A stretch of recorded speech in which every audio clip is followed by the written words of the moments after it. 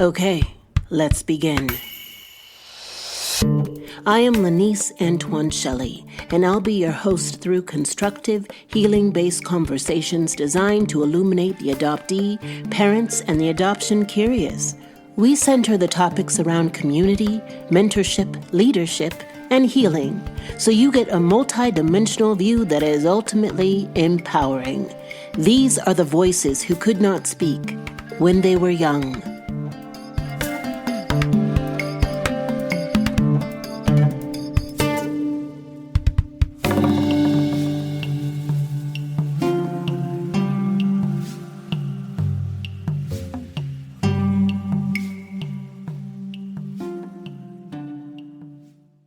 Hey y'all, if you've seen me on Instagram, I'm in my summer glow phase and I am unapologetic about it.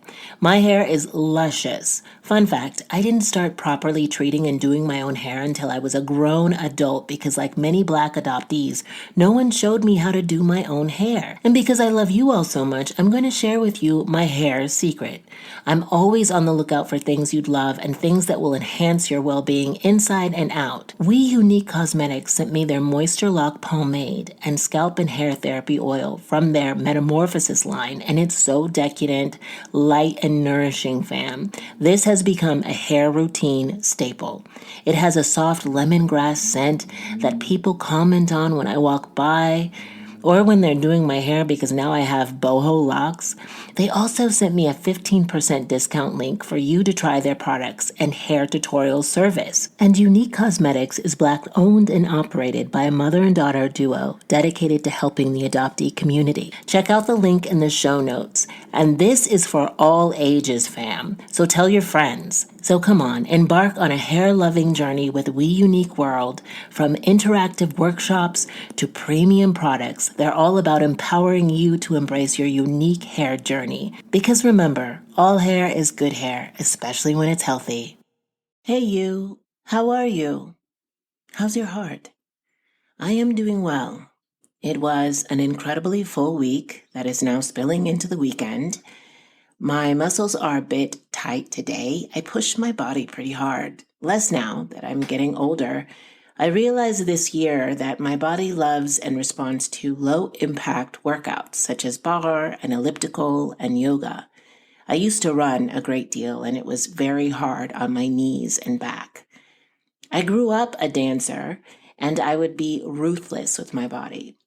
In undergrad, I'd have a full day of classes, then I'd jog 30 minutes to a dance class and sometimes even run back home. During that time, I accumulated injuries that were ignored or masked by other muscles taking over. Those injuries have indeed caught up to me now. I have a lower back issue that I have to be mindful about, floating bone fragments in my right foot, a fickle right knee, all fun stuff. In yoga, I have to constantly assess whether my ego wants to do the posture because it looks cool and complicated, or if my body needs it. I'm listening more these days because I've only got one go at this shell of a body, right? It's high maintenance, but it sure does a great deal for me. Today is a solo episode because I'm slammed. Just completely inundated with the House Theater's season relaunch.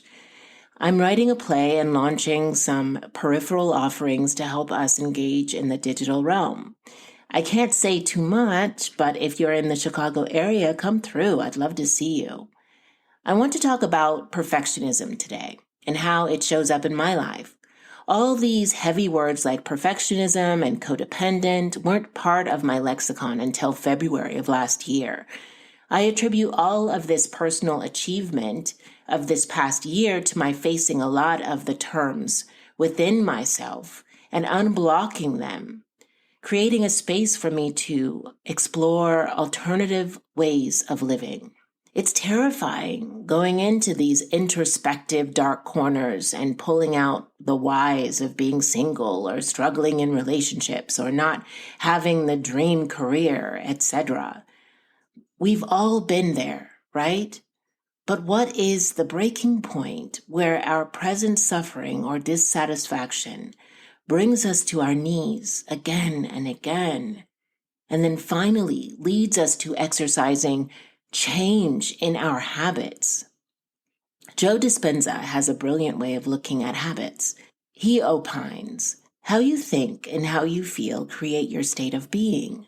95% of who we are at the age of 35 is a memorized set of behaviors, emotional reactions, unconscious habits, hardwired beliefs, attitudes, and perceptions that function like a computer. A person can say with 5% of their conscious mind, I want to be happy and healthy, but how do you reprogram that 95% to those changes? I'm going to leave a link to his work in the show notes, but his approach has revolutionized how I see my habits. I would have a panic attack when someone pointed out a typo on a document, or I didn't sound intelligent all the time, or I wasn't perfect on the stage.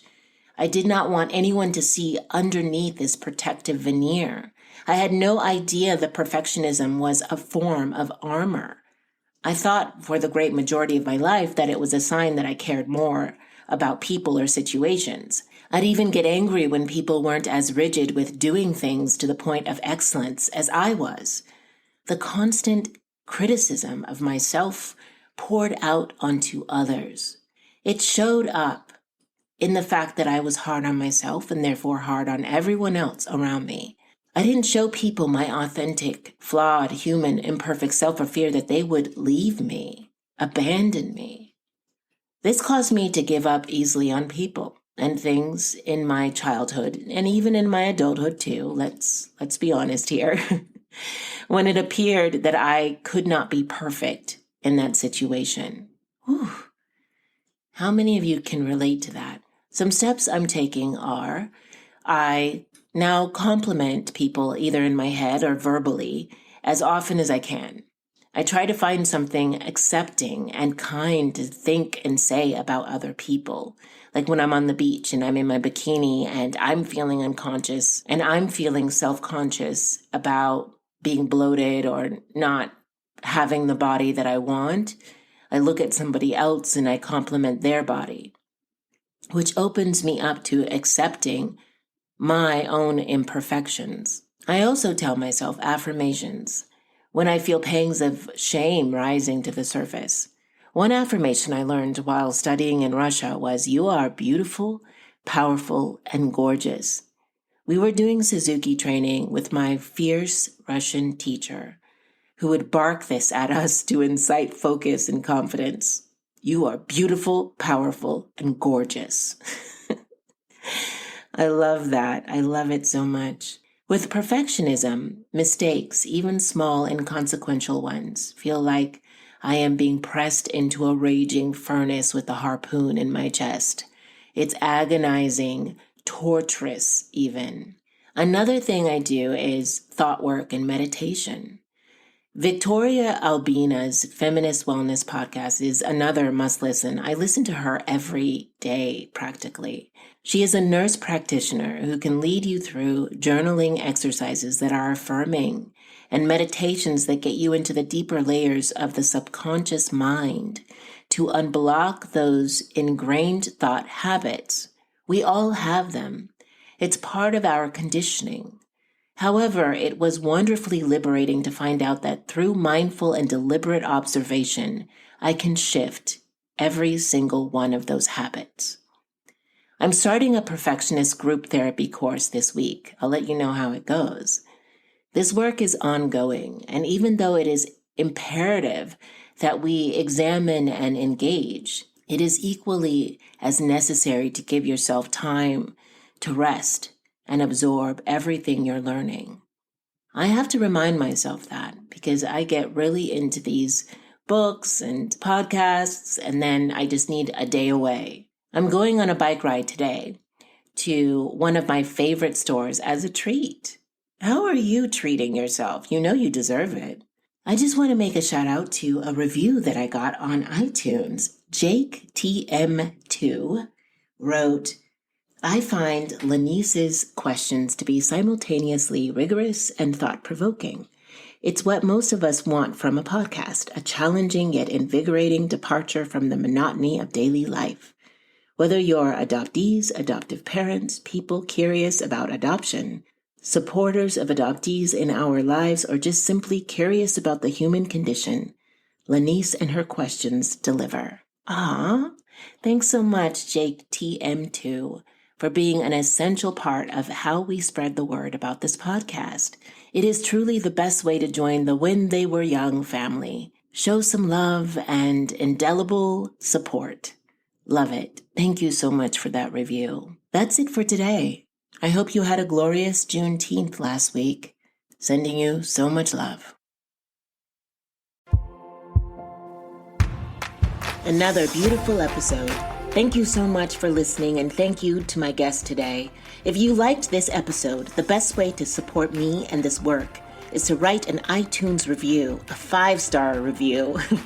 This helps us reach the top of searches and helps more people to find us. And if you personally want to connect, please reach out on Instagram or Facebook. And I have some great resource material on my website at laniceantoineshelley.com. So go on over there too.